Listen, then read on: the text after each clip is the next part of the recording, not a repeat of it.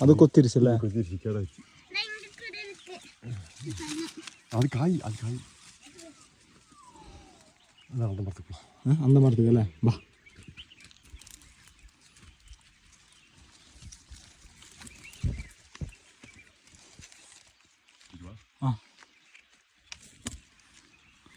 ഇവനക്ക് 1, എനിക്ക് 2, ഇനി എനിക്കൊന്ന്.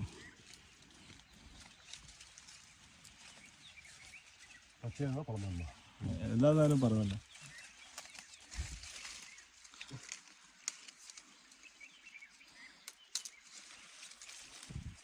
ஓகே அண்ணா, தேங்க்யூ.